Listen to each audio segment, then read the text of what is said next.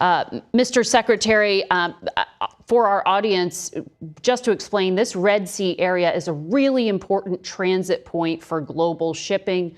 The Houthis out of Yemen have been disrupting transit there for some time.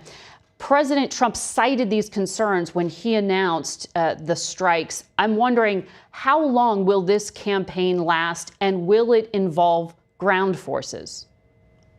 Well, first of all, the problem here is that this is a very important shipping lane, and in the last year and a half, the last 18 months, the Houthis have struck or attacked 174 naval vessels of the United States, attacking the U.S. Navy directly 174 times, and 145 times they've attacked commercial shipping. So we basically have a band of pirates, with guided precision anti-ship weaponry, and exacting a toll system in one of the most important shipping lanes in the world. That's just not sustainable. We are not going to have these people controlling which ships can go through and which ones cannot. And so your question is, how long will this go on?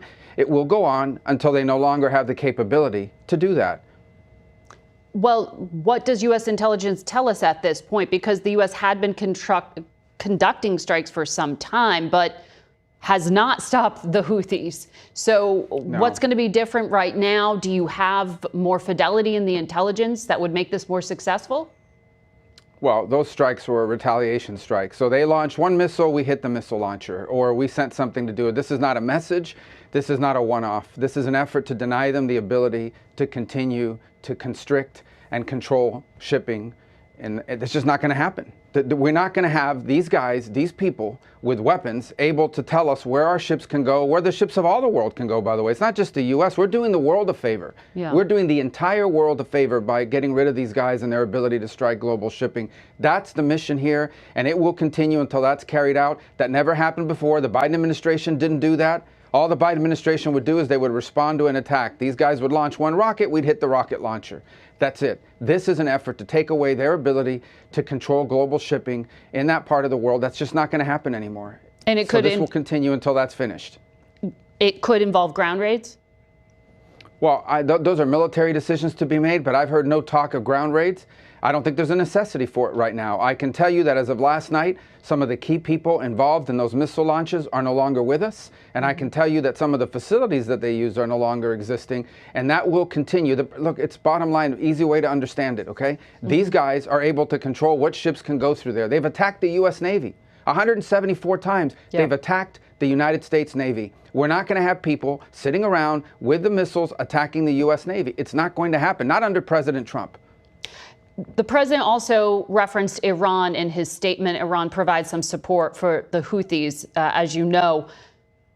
Put this in context for me, because U.S. intelligence has been suggesting for some time that Israel has the desire and intent to conduct an attack on Iran's developing nuclear program in the coming months. President Trump has extended an offer for negotiations. Have you heard anything back from Iran? Is this strike in Yemen a signal to Iran?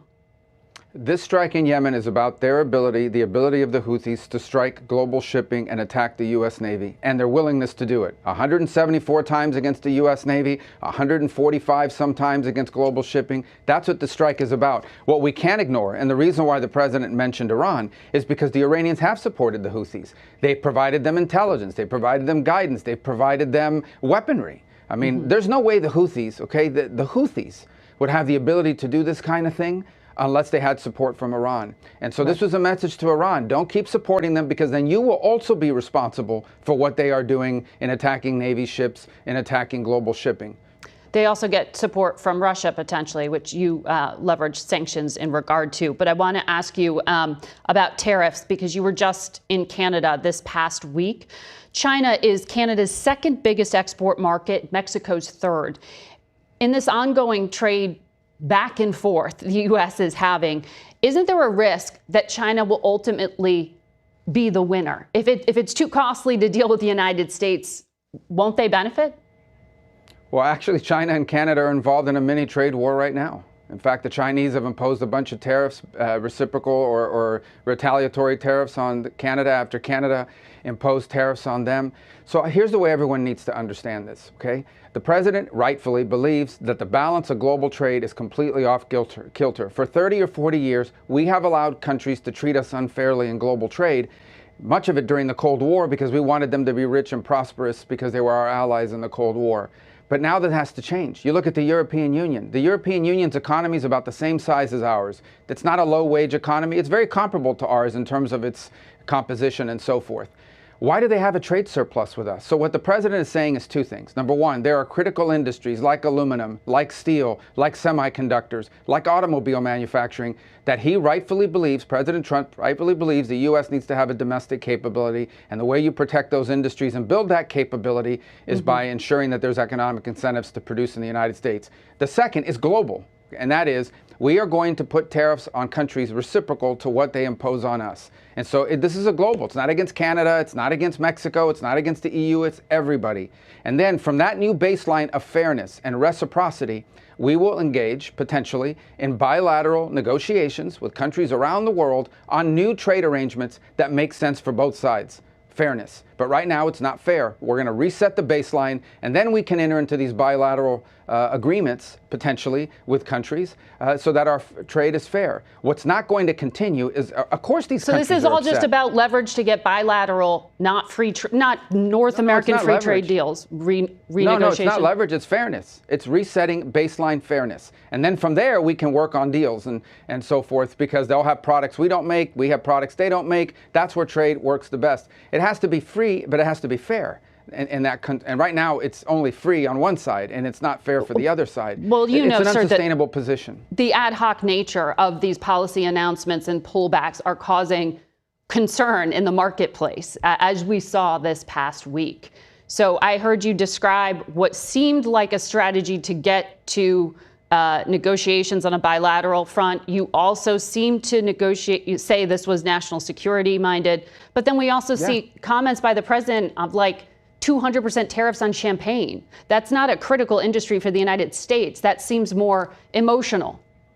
No, that's called retaliation. That's what happens in these trade exchanges. They're going to increase tariffs on. They already have high tariffs. They're going to add more to their tariffs. Fine. Then we'll have to find something to. I mean, you tell me. I mean, Canada's going after whiskey and orange juice and in retaliation.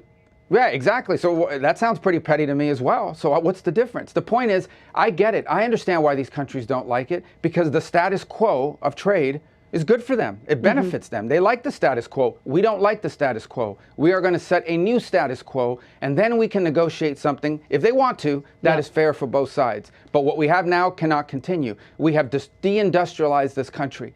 Okay, deindustrialize the United States of America. There are things we can no longer make, and we have to be able to make in order to be safe as a country and in order to have jobs.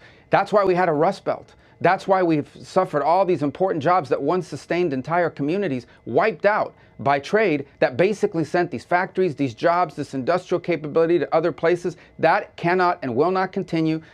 President Trump, this is no mystery. He's been talking about this since the 1980s, actually, even before he was a political figure. This is going to happen, and it's going to happen now. I want to ask you about Russia. You said Envoy Steve Witkoff's meeting with Vladimir Putin that happened last week would answer the fundamental question of whether we're moving towards a ceasefire or whether Putin is using a delay tactic. You spoke with Sergei Lavrov, the foreign minister, yesterday. Is this a delay tactic?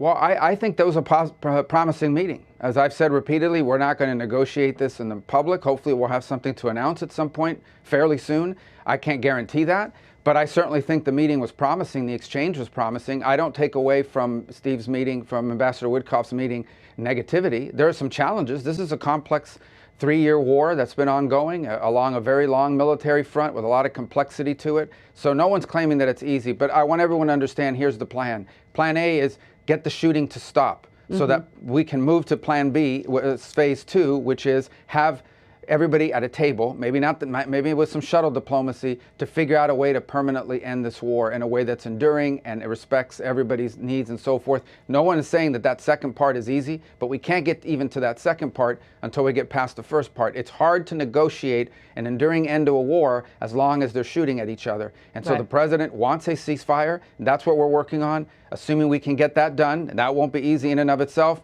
we move to the second phase, which is negotiating something more enduring and permanent. That will be hard. It will involve a lot of hard work, concessions from both sides, but it has to happen. This war cannot continue. The president has been